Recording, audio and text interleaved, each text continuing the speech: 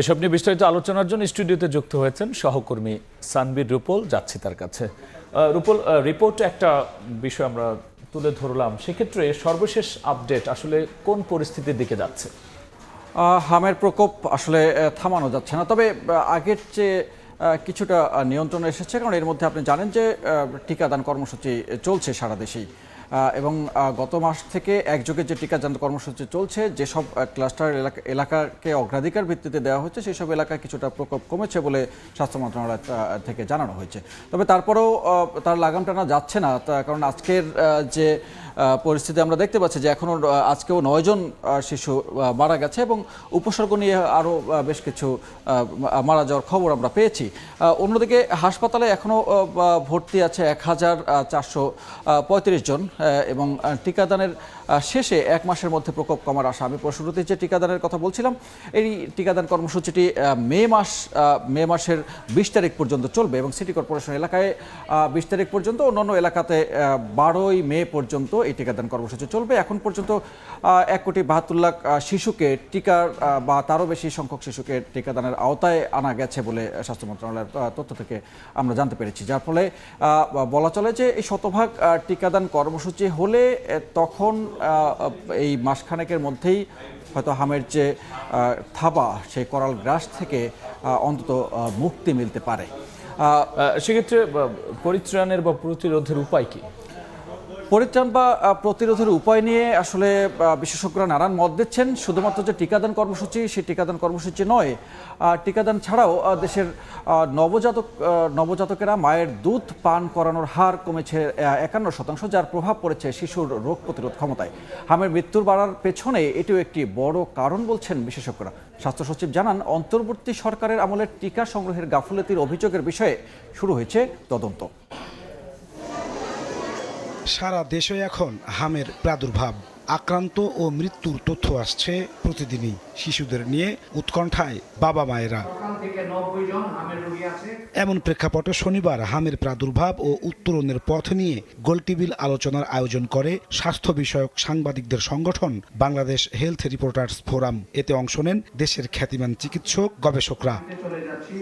গবেষকরা জানান, 6 মাস থেকে 1 বছর বয়সী শিশুদের হামে আক্রান্ত হওয়ার সংখ্যা সবচেয়ে বেশি। তারা জানান, দেশে নবজাতককে বুকের দুধ পান করানোর হার কমেছে প্রায় অর্ধেক। এছাড়া গর্ভবতী মায়ের অপুষ্টির পাশাপাশি রয়েছে শিশুদের পুষ্টিকর খাবারের অভাবও, যার প্রভাব পড়েছে শিশুদের রোগ প্রতিরোধ ক্ষমতায়। Low breast feeding rate 50%, 51% breast feeding, এবং ইভেন এটা আমাদের শুধু শহরের মাদের মধ্যে না, শহর গ্রাম প্রত্যেকটা মারাই।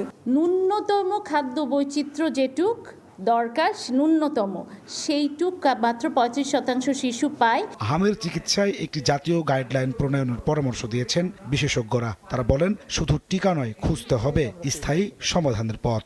National guideline for management of measles, এই গাইডলাইনটা যদি থাকতো তাহলে অনেক রোগী আমাদের ওখানেই ম্যানেজ হইতো। আইসোলেশনের জন্য আমাদের এখানে এরকম কোনো ব্যবস্থা আমরা করতে পারি নাই, কারণ আমরা তো স্বীকারই করছি না এটা মহামারী।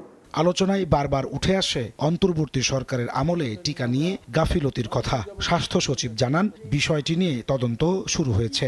কেন এই টিকার দেওয়া বন্ধ থাকলো, ওই সময় দায়িত্বে কারা ছিলেন, কাদের ভুল সিদ্ধান্তের জন্য এটা হলো, যদি তাদের ব্যাপারও পদক্ষেপ নেওয়া না হয় তাহলে ভবিষ্যতে এই ধারা অব্যাহত থাকবে। তদন্তে উঠে আসবে, দেখবেন আমাদের এই বাচ্চাগুলো আমরা হারালাম, কি কারণে। হামের প্রকোপ মোকাবিলায় সরকার সব ব্যবস্থা নিয়েছে বলে জানান স্বাস্থ্য অধিদপ্তরের মহাপরিচালক নাজমুস্তালেহি। সময় সংবাদ, ঢাকা। রাব্বি, রুপল, সেক্ষেত্রে কিভাবে আসলে থামানো যায় এবং কি কি কারণে আসলে এটি এমনভাবে ছড়ালো, আজকে চিকিৎসকরা কি বললেন? রাব্বি, আপনি এই প্রতিবেদনটাতে একটি বিষয় কিন্তু বেশ পরিষ্কারভাবেই বিশেষজ্ঞরা বলতে চাইছেন, সেটা হচ্ছে শুধুমাত্র টিকাদান কর্মসূচি নয়, আজকালকার বাচ্চাদের রোগ প্রতিরোধ ক্ষমতা অনেকটা আগের চেয়ে কমেছে এবং সেক্ষেত্রে বাচ্চাদের মাতৃদুগ্ধ পানের যে আমরা জানতাম যে 2 বছর পর্যন্ত একটি শিশুকে অন্য কোনো খাবার দেওয়ার ক্ষেত্রে বিরত থাকতে বলা হতো, এবং সেক্ষেত্রে দেখা যাচ্ছে যে বাচ্চারা তুলনামূলকভাবে যে পুষ্টি পাওয়ার কথা সেই পুষ্টি পুরোপুরি পাচ্ছেন না, এবং 51% নারীরা তারা মাতৃদুগ্ধ ঠিকমতো পান করাচ্ছেন না। এটি একটি রোগ প্রতিরোধ ক্ষমতা ব্যাহত হওয়ার একটা অন্যতম কারণ। এবং পাশাপাশি অন্যান্য আরও যে খাবারগুলো দেওয়া হয়, নানানভাবে বাজারে নানান খাবার বিভিন্নভাবে দেওয়া হয়, সেই বিষয়গুলোও কিন্তু বিশেষজ্ঞদের মতামতে উঠে এসেছে।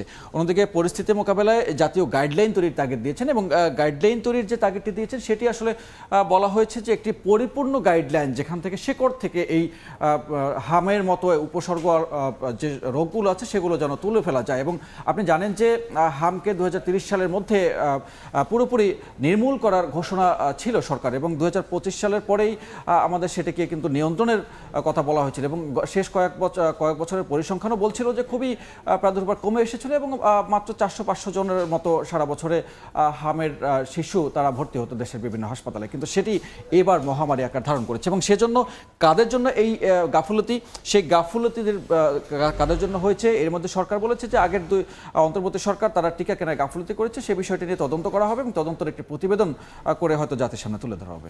রুপুল, অসংখ্য ধন্যবাদ আলোচনায় যুক্ত হওয়ার জন্য। ধন্যবাদ।